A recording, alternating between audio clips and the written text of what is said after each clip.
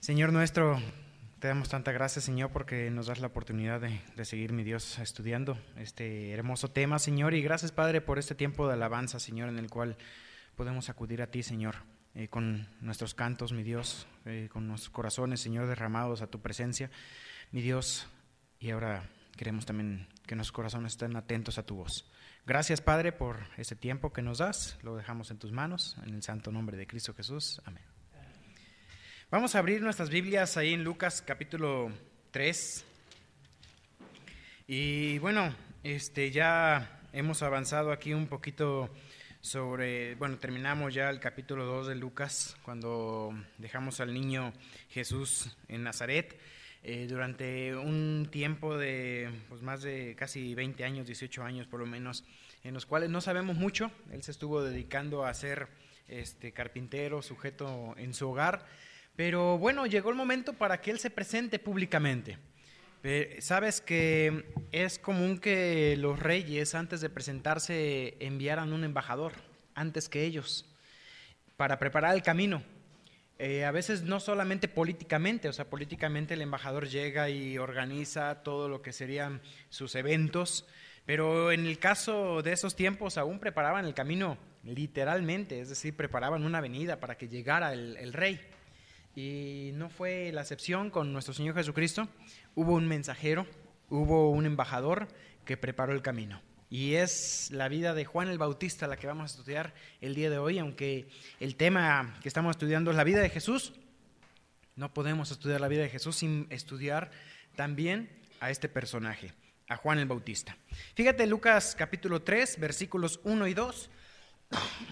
Dice versículo 1: En el año 15 del imperio de Tiberio César, siendo gobernador de Judea Poncio Pilato y Herodes, tetrarca de Galilea, y su hermano Felipe, tetrarca de Iturea, de la provincia de Traconite, y Lisanias, tetrarca de Albinia, y siendo sumo sacerdote Anás y Caifás, vino palabra de Dios a Juan, hijo de Zacarías, en el desierto. Es interesante cómo este versículo 1 menciona, versículo 1 y versículo 2 mencionan a 7 hombres lejos de Dios. 5 de ellos son políticos. Nos coloca Lucas, como buen historiador que es, nos coloca todo el contexto histórico. Y estos 7 hombres, 5 políticos y 2 sumos sacerdotes, fueron personajes completamente corruptos. En medio de esa situación política viene el embajador a preparar ese camino. Y el embajador pues fue Juan. Juan el Bautista rompe el silencio de 400 años de parte de Dios, donde no había habido profecía, no fue escrito ningún libro de la Biblia, no era común que se escuchara a un profeta. Si bien tenemos algunas profecías anteriores que presentaron la profecía, digamos, del ángel que vino a dar la anunciación a María, a José, a Zacarías y a su esposa, y posteriormente la profetisa Ana, pero fueron muy breves. Juan el Bautista fue aquel que vino a romper ese silencio de manera concreta de esos 400 años. Si tú ves el Antiguo Testamento y terminas en Malaquías, desde Malaquías hasta Juan el Bautista habían pasado 400 años en que Dios había guardado silencio. Esto realmente tenía desconcertada a la nación de Israel, tanto tiempo en el cual Dios no había hablado. Ahora Juan el Bautista venía justamente a preparar ese camino. Dice Isaías en un pasaje en el Antiguo Testamento, apuntando a este momento, Isaías 40, versículos 3 y 4, hablando de Juan, dice: voz que clama en el desierto, preparad camino a Jehová, enderezad calzada en la soledad a nuestro Dios. Todo valle sea alzado, y bájese todo monte y collado, y lo torcido se enderece, y lo áspero se allane. Da la idea de ese embajador que va preparando el camino para que Cristo se presente. Eso fue Isaías 40, versículos 3 al 4. También Malaquías, capítulo 3, versículo 1, dice Malaquías, está hablando Dios a través de él y dice: he aquí, yo envío mi mensajero el cual preparará camino delante de mí, y vendrá súbitamente a su templo el Señor, a quien vosotros buscáis, y el ángel del pacto, a quien deseáis vosotros. He aquí viene, ha dicho Jehová de los ejércitos. Y bueno, Juan, la vida de Juan realmente requeriría un estudio mucho más profundo, viendo diferentes etapas de su vida. Pero de Juan Jesús dijo que era, dice, de los nacidos de mujer no ha nacido uno mayor que Juan el Bautista. Y Juan fue para Jesús, además de ser su pariente, fue para Jesús su amigo. No sabemos mucho de lo que ocurrieron durante los 30 años de Jesús en Galilea, pero evidentemente Juan conoció a Jesús. Y la vida de Juan afectó claramente a Jesús. De hecho, leemos más adelante que cuando Juan el Bautista fue decapitado por Herodes, Jesús tuvo dolor en su corazón, se entristeció, se apartó, se fue a lugares lejos de lo que era Galilea, su zona de ministerio, y posteriormente tuvo la oportunidad Herodes de cuestionar a Jesús. ¿Y sabes qué hizo Jesús ante Herodes? No le respondió palabra.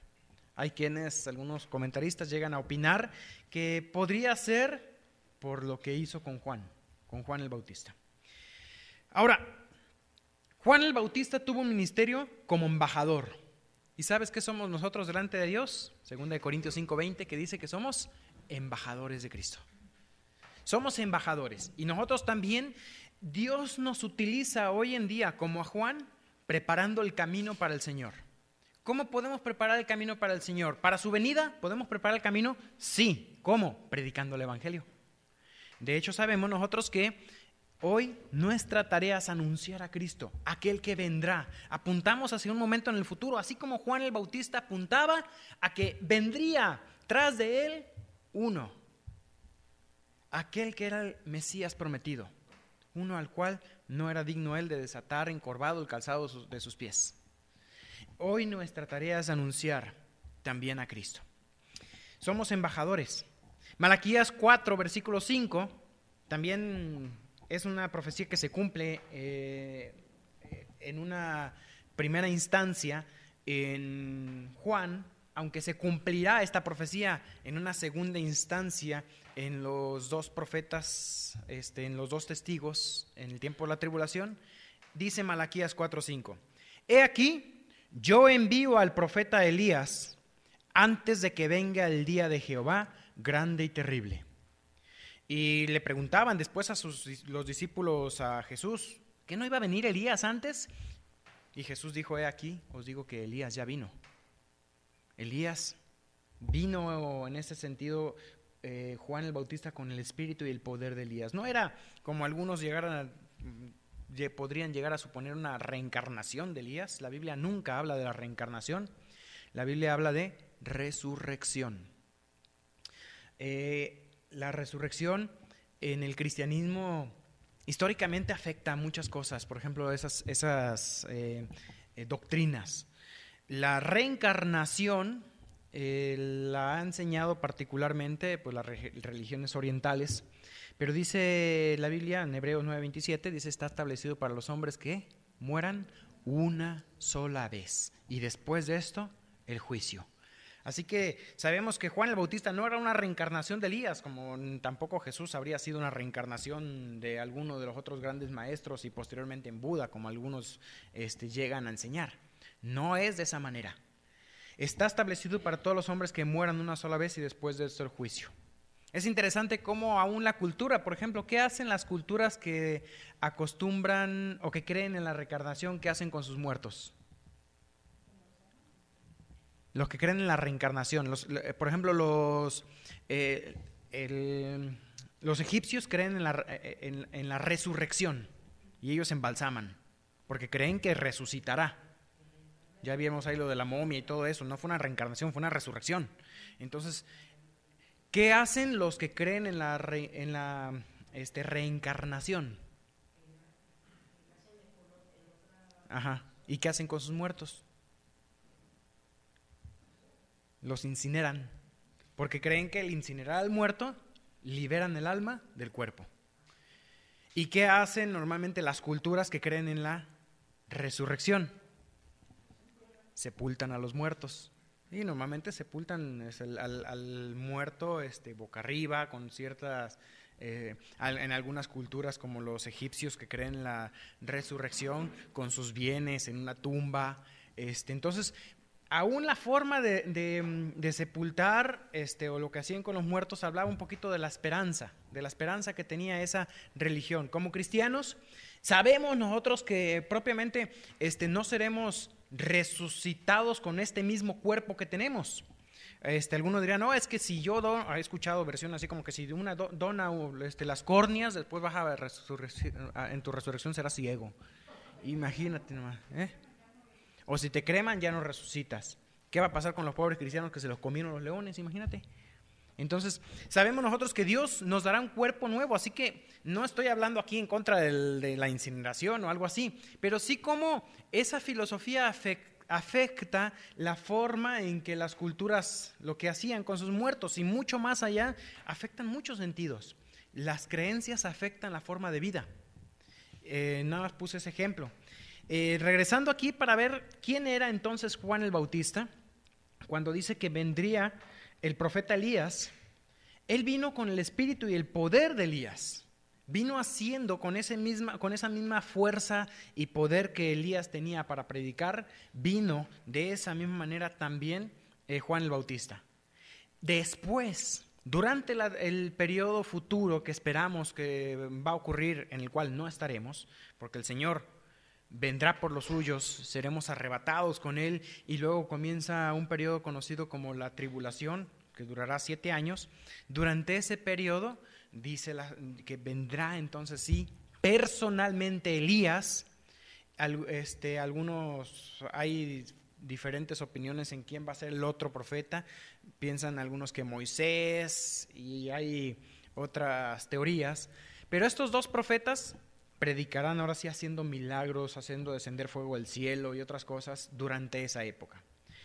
Pero bueno, como no es nuestro tema de escatología, vamos a regresar a ver qué hizo Juan el Bautista. Dice, esencialmente lo que vamos a ver aquí, la profecía de Juan como hombre. Juan como embajador, podemos pensar en él como un agente. Juan fue un agente enviado delante. Nosotros somos los soldados. Hoy en día somos nosotros soldados de Dios. Y Juan fue considerado por Jesús como el más grande de todos los hombres. Su grandeza fue grande ante los ojos ¿de quién? De Dios. ¿Cómo lo veían los hombres? Lo veían como un hombre, parecía un pordiosero, vestido de pieles de ovejas, comiendo chapulines en el campo. O sea, podría ser menospreciado a los ojos de los hombres. ¿Quién era Juan? ¿Qué saliste a ver? ¿Qué parecía Juan? Una persona menospreciable para muchos. Pero ante los ojos de Dios, Juan fue grande. Y a mí me gustaría estudiar hoy una característica de la vida de Juan. Estudiando un poco encontré muchas, pero como les comentaba al principio, quiero centrarme particularmente en la vida de Jesús y cómo Juan prepara el camino ante él. Quisiera centrarme en una en particular, su pureza. Fue puro Juan en 3 aspectos. Este es el bosquejo, vamos a estudiar los 3 aspectos. Fue puro en su misión, tenía una misión. ¿Cuál era la misión de Juan? Magnificar la preexistencia y preeminencia de Cristo. Preparaba el camino, decía, allí viene, detrás de mí, el rey. Yo vengo a preparar el camino. ¿Cómo venía preparando el camino? Y ese es el segundo punto. Juan fue todo un hombre en pureza en su mensaje. Venía preparando el camino, allanando el camino, quitando lo áspero de los corazones de las personas. Así que, ¿qué predicaba Juan? Arrepentidos. Venía predicando un bautismo de arrepentimiento, era su mensaje. Así que su misión era clara, magnificaba a Cristo, aquel que vendría después de él. Su mensaje era claro también, arrepiéntanse.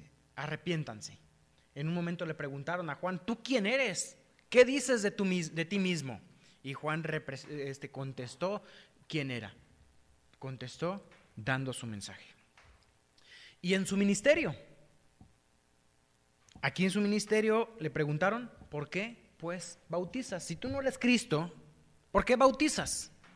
De hecho, cuando le preguntan a Juan, le preguntan, ¿eres tú Elías? Él dice que no. Y después Jesús dice que sí. ¿Cómo es esto? Entonces se contradijo Jesús con Juan el Bautista. No era Juan el Bautista Elías en el sentido que se cumpliría la profecía, como yo les digo, durante el tiempo futuro, en el cual vendrá personalmente Elías. No estamos hablando de un Elías reencarnado, estamos hablando de Elías personalmente. ¿Qué pasó con Elías? ¿Elías murió? Elías no murió, fue arrebatado. Así que ¿quién viene? No viene una reencarnación ni una resurrección de Elías, viene Elías personalmente. Él fue, de alguna manera, un anticipo de lo que nos ocurrirá a nosotros durante el rapto. Seremos arrebatados, nuestros cuerpos serán transformados en un segundo. Elías fue arrebatado y él viene con un cuerpo transformado, con un cuerpo glorificado. Pero bueno, en ese sentido, Juan el Bautista dice, yo no soy Elías. Pero Jesús apunta hacia Juan diciendo, él es el Elías prometido porque viene con su espíritu y su poder, el Espíritu Santo, y con la misión que tenía Elías. Espero que quede claro esa explicación, no sé si los revuelvo un poquito, pero que dejamos claro ese punto, ¿no? Juan fue todo un hombre en pureza, primeramente en su misión. Acompáñenme por favor guarden su lugar en Lucas. Vamos a andar quizás estudiando vida de Cristo, vamos a tener que ir en los 4 evangelios. No estamos estudiando solo un evangelio, estamos estudiando los 4. Por eso, créanme, nos va a tomar algo de tiempo estudiar toda la vida de Jesús. Vamos por favor a Evangelio según San Juan, capítulo 1. Versículos 6 al 8. Dice el apóstol Juan de Juan el Bautista. Hubo un hombre enviado de Dios, el cual se llamaba Juan. Este vino por testimonio, para que diese testimonio de la luz, a fin de que todos creyeran por él. No era él la luz, sino para que diese testimonio de la luz. Así que vemos aquí cuál era la misión de Juan. ¿Qué tenía que hacer? Dar testimonio. Fíjate algunos puntos interesantes. En primer lugar dice, hubo un hombre. Juan era un hombre. No estamos hablando de una persona con poderes sobrenaturales, era un hombre.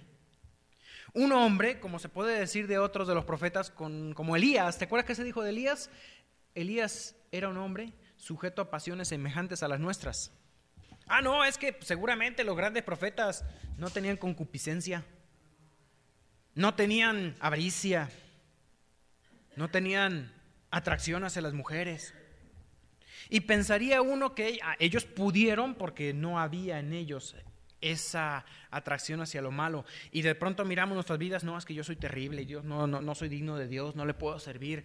Y conozco personas que se sienten así, un autodesprecio a sus propias vidas. ¿Por qué? Porque tú sabes mejor que nadie que lo que la gente ve no es lo que es tu corazón. Que si tu corazón quedase expuesto, no sé hasta dónde correrías.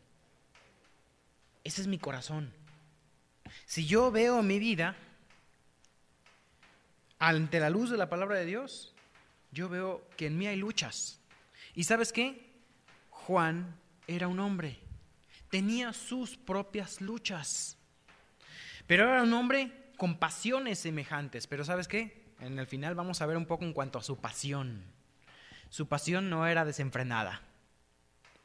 Supo colocar su pasión, su anhelo, su deseo en desear las cosas que Dios le podía dar.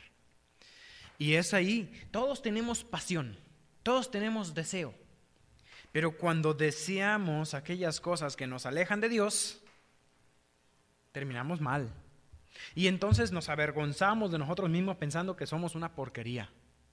Pero esa misma pasión, Dios la quiere para Él.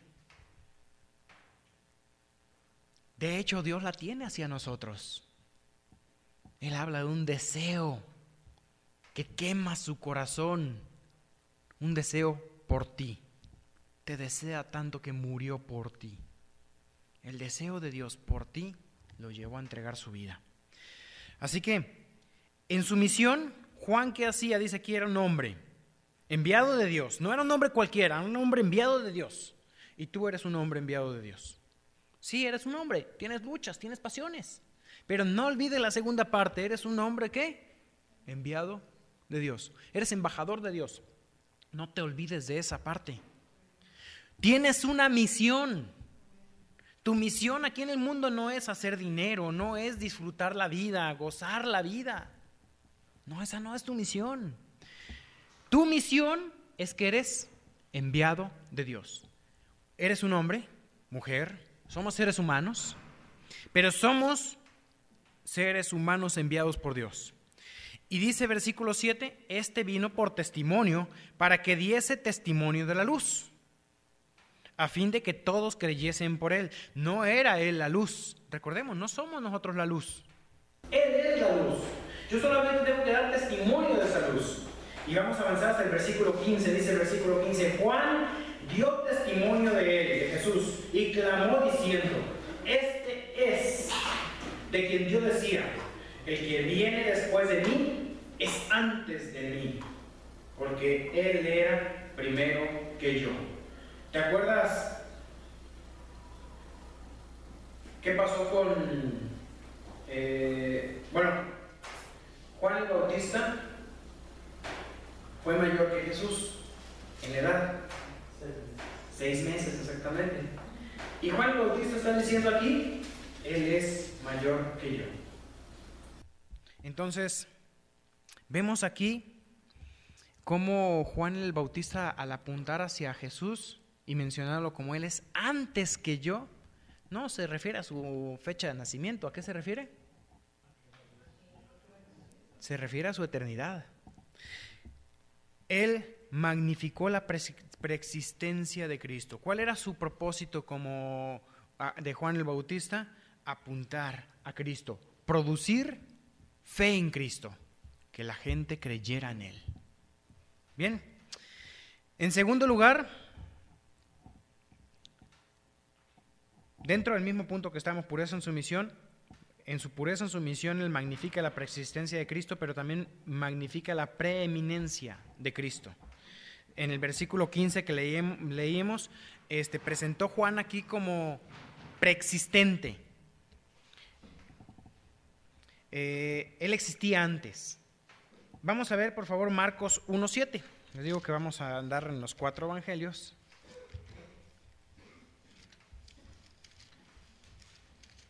Marcos capítulo 1, versículo 7. Juan está aquí hablando y dice, proclamaba diciendo, viene tras de mí el que es más poderoso que yo, a quien no soy digno de desatar encorvado la correa de su calzado. Yo a la verdad os he bautizado con agua, pero él os bautizará con Espíritu Santo. Entonces él magnificó la preeminencia de Cristo, él es más grande. Juan era mayor en edad que Jesús, pero reconoció como anterior, como mayor que él. La humildad de Juan se ve en varias ocasiones y esto magnificó la preeminencia de Cristo. ¿Sabes qué? ¿Qué tan grande van a ver a Cristo las personas que te rodean en tu vida? La grandeza de Cristo en tu vida va a ser relacionada a tu humildad y a la forma en que tú también presentes a Cristo. Si tú crees que eres una excelente persona y que tu testimonio es de lo mejor, entonces no estás dejando que Dios obre. Entendamos esto, somos hombres, somos personas que Dios quiso como humanos utilizarnos a pesar de lo que somos. Juan era un hombre como Elías, sujeto a pasiones semejantes a las nuestras. Y bueno, en Juan 3:30, Evangelio de Juan, nada más lo cito para no tardar mucho, decía Juan así, Juan el Bautista: es necesario que él crezca, pero que yo mengüe. Cuando Juan apuntó hacia Jesús, dijo, él apuntó hacia Jesús, entonces ¿qué sucedió? La gente comenzó a seguir a Jesús. Y algunos de sus discípulos, entre ellos, por ejemplo, vemos aquí a Juan, el evangelista, era discípulo de Juan, decidió seguirle. Él le siguió. Y Juan el Bautista no tuvo celos de Jesús. Al contrario, él sabía que él tenía que menguar para que creciera Cristo. Lo mismo tiene que ocurrir en nuestras vidas. Es necesario que nosotros, ¿qué? Menguemos. Que nuestra grandeza disminuya para que Cristo crezca. Pureza en su misión. Segundo lugar, en su mensaje. Estamos en Juan. Fíjate, versículo 19. Juan capítulo 1, versículos 19 en adelante. Den un segundito. Dice, este es el testimonio de Juan. Cuando los judíos enviaron de Jerusalén sacerdotes y levitas para que le preguntasen, ¿tú quién eres? Confesó y no negó, sino confesó, yo no soy el Cristo. Y le preguntaron, ¿qué pues? ¿Eres tú Elías? Dijo, no soy. ¿Eres tú el profeta? Respondió, no.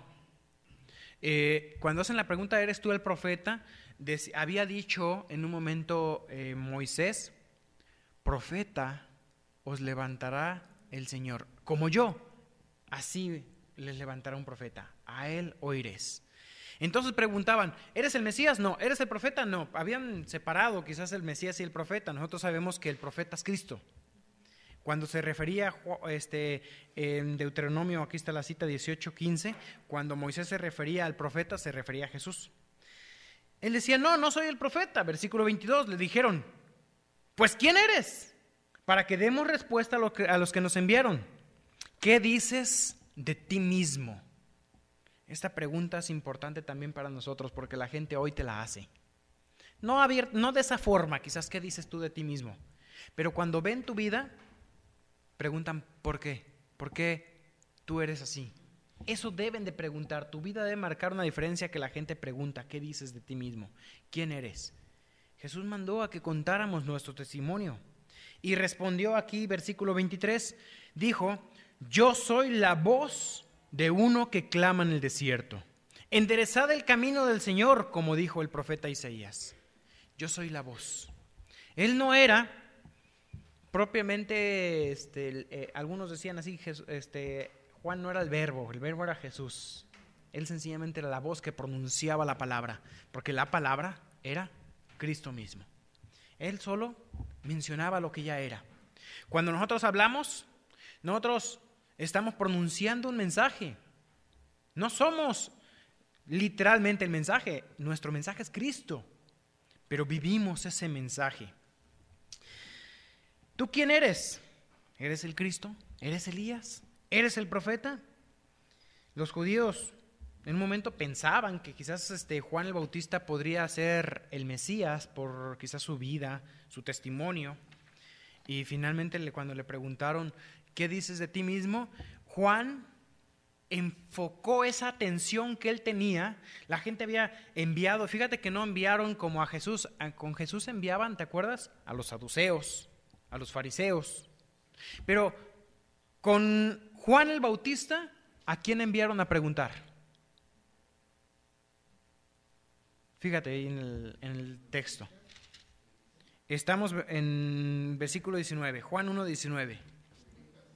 Sacerdotes y levitas.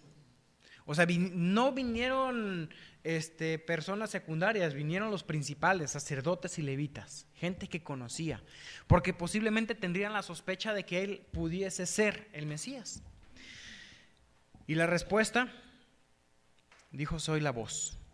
Como les decía, la voz es un mero sonido sin significado que puede referir una palabra. La palabra puede existir sin la voz. Pero la voz no puede existir sin la palabra. La voz sin la palabra es inútil. Tú puedes vociferar y no decir nada. Muchas veces nuestras vidas no dicen nada a la gente. Y cuando más adelante en Corintios Pablo empieza a hablar acerca de nuestras vidas, del uso de los dones, de que podemos tener grandes capacidades, pero sabes que tus dones y tus grandes capacidades, si no tienes amor, ¿cómo eres? Según lo explica Juan, ¿te acuerdas? Como címbalo que retiñe, como tambores que nada más hacen ruido. Cuando tú eres grande en ti mismo y no hay amor, no hay el amor de Dios, haces ruido. Y el ruido molesta. Cuando somos nosotros orgullosos, molestamos y la gente se aparta y la gente no mira a Cristo. En cambio, vemos a Juan el Bautista cuando él tuvo la atención en sí mismo, apuntó hacia Cristo. Y luego viene entonces la siguiente pregunta. Una vez que la voz que pronuncia la palabra, ¿qué pasa con la voz cuando la voz pronuncia la palabra? La voz se extingue. Se transmite la palabra, yo puedo hablar, doy un mensaje y les doy el mensaje, pero cuando terminé de darles el mensaje, ¿qué pasa con mi voz? Se apaga. ¿Y el mensaje dónde queda? Si pusieron atención, pues tiene que quedar en sus mentes, en sus corazones, ¿no? De pronto sucede, ¿no? Lo que escuchó, entró por aquí, salió por acá, que estaba en otra. Pero cuando la gente presta atención a la voz, la palabra se marca. Es nuestra tarea ser voz, porque la palabra es Él. Y mi voz tiene que tener su palabra, hablando entre vosotros con salmos, con himnos, con cánticos espirituales, enseñándonos, que nuestros cantos enseñen la palabra de Dios, que hablemos de Dios. Y va a llegar un momento que nuestra voz se extingue, pero el mensaje ya fue colocado. A veces nos frustra, hablábamos con los chicos ahí, a veces que hacemos nuestro trabajo, pero no vemos frutos. Nuestra tarea no es producir fruto. Nuestra tarea es ocuparnos ¿de qué? De llevar el mensaje. Entonces, déjenme apago esto porque es cuando nosotros estamos produciendo fruto, nos equivocamos. Queremos nosotros forzarlo y no es así. Es Dios quien lo hace. ¿Cuál es la tarea del sembrador? Sembrar, esparcir la semilla. ¿Es responsabilidad del sembrador que la semilla produzca fruto? Uno podría pensar que puede él ocuparse de labrar la tierra y demás, pero en última instancia es la misma semilla la que va a producir el fruto. Y es Dios que hace que esa semilla produzca fruto. Así que mencionábamos que Juan tuvo pureza en primer lugar en su misión,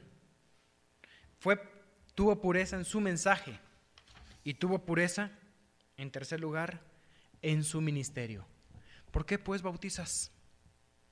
Le preguntaron, versículo 26, estamos en Juan 1:26. Juan respondió diciendo: yo bautizo con agua, mas en medio de vosotros está uno a quien vosotros no conocéis. Este es el que viene después de mí, el que es antes de mí, del cual yo no soy digno de desatar la correa del calzado. Estas cosas sucedieron en Betábara, al otro lado del Jordán, donde Juan estaba bautizando. Y en Mateo, ahora acompáñenme Mateo, estudiamos la vida de Juan en los 3 evangelios. Mateo capítulo 3.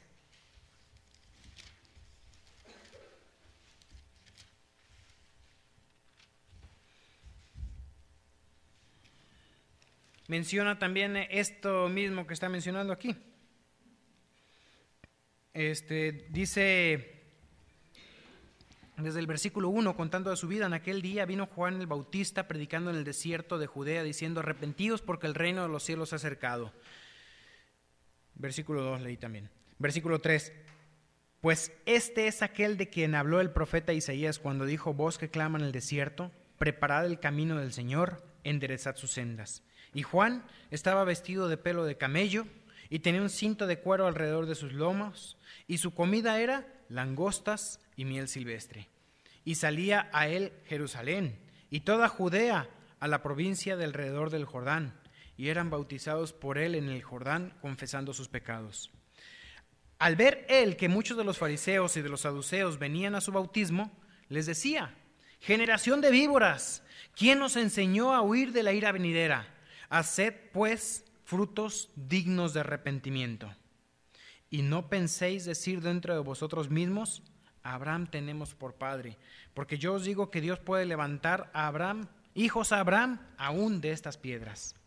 Y ya también el hacha está puesta a la raíz de los árboles, por tanto todo árbol que no da buen fruto es cortado y echado en el fuego. Y aquí empieza una serie de palabras que se usa la palabra fuego. ¿Qué pasa con el árbol que no da frutos? Es echado en el fuego. Y venía Jesús a su vid, a su higuera, a recoger el fruto. ¿Te acuerdas de esa parábola? Del rey que manda a sus siervos para recoger el fruto. ¿Y qué hicieron con los siervos? Los mataron. Y después dice: enviaré otros siervos más dignos que los primeros. ¿Qué hicieron con ellos? Los mataron. Bueno, voy a enviar a mi hijo, porque de él van a tener respeto. ¿Qué hicieron con el hijo? Aquí viene el heredero, matémoslo y quedémonos con la viña. ¿Qué era la viña? El reino en Israel. La viña era Israel, era la propiedad de Cristo. A lo suyo vino y los suyos no le recibieron. ¿Qué eran los siervos? Los profetas que el Padre había enviado. ¿Y el Hijo? ¿Quién era? Era Jesús. Entonces, cuando viene Jesús a buscar que haya fruto, finalmente lo matan a él. Y entonces, ¿qué es lo que Dios haría con su pueblo, con Israel? Lo que dice aquí: si no produce fruto, el árbol será cortado. Después Jesús maldijo una higuera. ¿Te acuerdas? Pobre higuera, ¿qué culpa tenía de que no diera frutos cuando no le tocaba dar? No era tiempo de higos. Pero eso mostró lo que pasaría con Israel por rechazar al Mesías. Todo árbol que no da buen fruto es cortado y echado en el fuego. Yo a la verdad, dice Juan el Bautista, versículo 11, Mateo 3:11, yo a la verdad os bautizo en agua para arrepentimiento, pero viene tras de mí uno cuyo calzado no soy digno de llevar. Es más poderoso que yo. Él os bautizará en Espíritu Santo. Y aquí agrega algo que no habíamos visto en Lucas. En Espíritu Santo, ¿y qué? Y fuego. Bueno, el bautismo en el Espíritu Santo vino en Pentecostés, Hechos capítulo 2. Hay quienes, basados en el hecho de que el Espíritu Santo viene en forma de fuego, llegan a pensar que fueron bautizados ahí con el fuego del Espíritu. Pero no es eso lo que la Biblia está enseñando. Ese fuego que se vio en Hechos capítulo 2 en Pentecostés fue la misma columna de fuego que los acompañaba en el desierto, que de día era nube, de noche era fuego. ¿Qué pasó con esa columna de fuego cuando se hizo el tabernáculo? Descendió y entró al tabernáculo. ¿Qué pasó con esa columna de nube o de fuego cuando se construyó el templo? Entró al templo. ¿Y qué pasó cuando Dios cambió de templo? Se posó sobre las cabezas del nuevo templo en Pentecostés. Nosotros somos el templo de Dios. Entonces, ¿a qué se refiere la palabra fuego en Mateo capítulo 3? En el versículo 10 ya habíamos visto la palabra fuego. Dice que todo árbol que no da buen fruto es cortado y echado, ¿dónde? En el fuego. ¿Y aquí qué pasó con Israel? Fueron desechados por un momento. Fueron castigados y esparcidos y pasaron por el fuego de la prueba. Y más adelante aparece, versículo 11, otra vez la palabra fuego, y luego dice: su aventador está en su mano, y limpiará su era, y recogerá su trigo en el granero. ¿Cuál es la era? ¿Cuál es la tierra de Dios? Es su pueblo, su reino. El reino hoy en día está en nuestros corazones. Sabemos que vendrá ese reino futuro, pero el reino hoy en día, Dios recoge a los suyos. ¿Y qué pasa con los que no? El mismo versículo 12, lo leo de principio: su aventador está en su mano y limpiará su era. Y recogerá el trigo en el granero y quemará la paja en el fuego que nunca se apaga. Tercera vez que aparece la palabra fuego aquí. Así que la paja y el trigo estaban mezclados. ¿Cómo son separados la paja del trigo? Con un aventador. ¿Qué hace el aventador? Avienta. Lanza al viento la paja y el trigo. Y el viento se lleva la paja y cae el trigo limpio. Es lo que Dios hace. Finalmente, Juan el Bautista venía preparando ese camino. ¿Para qué? Para que el pueblo estuviese listo. Y venía anunciando que el reino se instauraría y que entrarían aquellos que estarían listos para el reino. Pero la gente rechazó. Juan enfatiza un bautismo de arrepentimiento. Arrepiéntanse porque el reino de los cielos se ha acercado, y apuntaba hacia el futuro, hacia Cristo. Lucas 1:16, lo leo yo. Dice, y hará, está hablando de Juan el Bautista, Juan el Bautista hará que muchos de los hijos de Israel se conviertan al Dios de ellos, e irá delante de él con el espíritu y el poder de Elías, para hacer volver los corazones de los padres a los hijos y de los rebeldes a la prudencia de los justos, para preparar al Señor un pueblo bien dispuesto. El arrepentimiento era justamente lo que venía él predicando, y se trataba de preparar el camino para la venida del Mesías. Una vez que la gente vino a Juan y se bautizaba, ¿qué hizo Juan? Apuntó hacia Cristo. En Juan capítulo 1, los leo estos versículos para no tomar tanto tiempo. Juan capítulo 1, versículo 29, es donde estábamos hace ratito. Dice, el siguiente día vio Juan a Jesús, que venía a él. Y aquí, cuando Juan vio a Jesús, entonces Juan dice, he aquí el Cordero de Dios que quita el pecado del mundo. Qué hermoso versículo, que la gente conoce. He aquí el Cordero de Dios que quita el pecado del mundo. Yo estoy convencido, se los he dicho en algunas ocasiones, que creo que este es el versículo que más gente conoce de memoria. Lo conocen los cristianos, lo conocen los católicos. Solo falta que lo entiendan. He aquí el Cordero de Dios que quita el pecado del mundo. Y así como los judíos no lo entendieron, hoy parece que la mayoría de la gente no lo entiende. Cristo era el Cordero. Él era quien quitaba el pecado del mundo. En el versículo 35 de Juan 1:35, el siguiente día otra vez estaba Juan y 2 de sus discípulos. Y mirando a Jesús que andaba por ahí, dijo, he aquí el Cordero de Dios. Le oyeron hablar los 2 discípulos y siguieron a Jesús. Juan no sintió celos de perder discípulos. Él debía menguar. ¿Sabes qué? Juan sabía que no se trataba de él, se trataba de Jesús. Y recordemos que no se trata de nosotros. Mi vida no se trata de mí, se trata de Él. Él es el centro. La pureza de sus intenciones, estamos hablando de que Juan tuvo pureza en su vida, y la pureza de sus intenciones demostraron qué era lo que motivaba esa pureza. Mostraron que tenía una pasión pura. Hablábamos de la pasión al principio. ¿Dónde está tu pasión? ¿Qué llena tu corazón? ¿Qué deseas? ¿Cómo quiere Dios que le ames? Con todo tu corazón, con toda tu pasión. Ama las cosas de Dios, búscalo. Centra la atención tuya en Él y centra la atención de los que te rodean hacia Cristo. La pasión en la Biblia habla de deseos, tanto buenos como malos. Fue el deseo de Cristo el que lo llevó a entregarse por nosotros. Brevemente, nada más, si quieren, acompáñenme a una cita más. Primera de Pedro 3:18.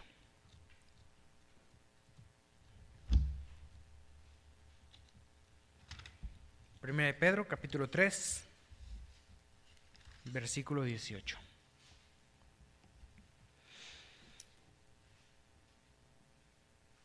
Dice, porque también Cristo padeció una sola vez por los pecados, el justo por los injustos para llevarnos a Dios, siendo la verdad muerto en la carne, pero vivificado en espíritu. La palabra ahí, también Cristo padeció, viene de la palabra pasión. Sabemos que fue la pasión de Cristo. Él padeció por ti. Y como te decía, la pasión habla de deseos buenos o malos, pero la pasión tuya te lleva a entregarte aquello a lo cual te apasiona.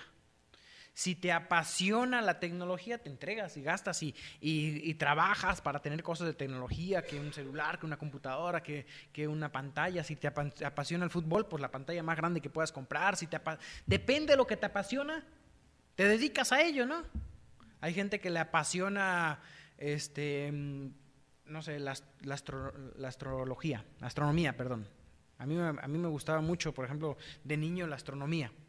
¿Y qué traté de hacer? Tener mi telescopio, tener los mapas de pronto de dónde encontrar en el cielo una nebulosa, encontrar en el cielo una galaxia, y me apasionaba eso.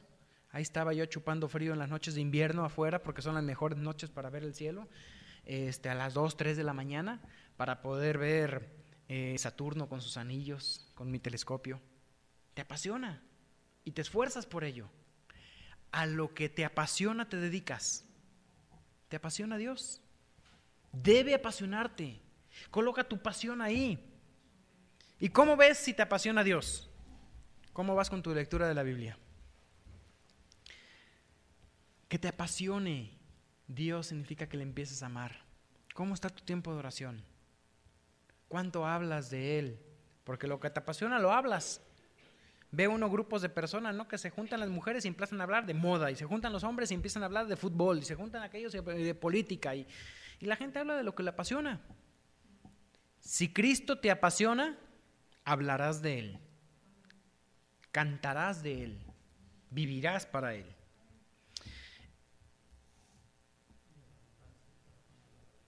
Buen versículo también, de la abundancia del corazón habla la boca. Nada más terminando, en Mateo 11, ya no por tiempo no iría al pasaje, pero habló Jesús diciendo, ¿qué saliste a ver al desierto? ¿Una caña sacudida por el viento? O sea, una varita cuando ves el aire cómo sacude el pasto. ¿Era eso lo que saliste a ver? No. ¿Un hombre vestido de vestiduras finas? No. Juan tenía poco o nada en la tierra, pero tenía un gran tesoro. ¿Dónde? En el cielo. Ante los ojos de Jesús, Juan fue grande. Aunque a los ojos de los hombres, Juan era una caña sacudida por el viento. Alguien que no valía la pena. Ellos vieron, los profetas en el Antiguo Testamento vieron a Jesús a la distancia en las profecías y anunciaron de esa estrella que nacería, la estrella de Belén, que era Cristo mismo, la estrella resplandeciente de la mañana. Así lo vieron los profetas. Juan el Bautista vio a Jesús como el amanecer. Y sabemos que un día salió ese sol. Juan perdió su cabeza, pero no perdió su corazón, no perdió su pureza. Y un corazón puro va a tener pasión por Dios. Vamos a orar. Señor y Dios nuestro, agradecemos, Señor, tanto por todo lo que tú haces por nosotros. Damos gracias, Dios, por este tiempo que nos das, y gracias por el ejemplo de Juan el Bautista, un hombre que supo magnificarte a ti, supo darte la preeminencia en todo y supo hablar de ti. Mi Dios, utiliza nuestras vidas así como utilizaste la vida de Juan, Señor, para ser embajadores tuyos, para preparar esos corazones, Señor, de aquellos que no te conocen, para que reciban tu palabra. Que nuestra boca hable de ti, que nuestra pasión seas tú, Señor. Gracias, Dios, por este tiempo en el nombre de Jesús. Amén.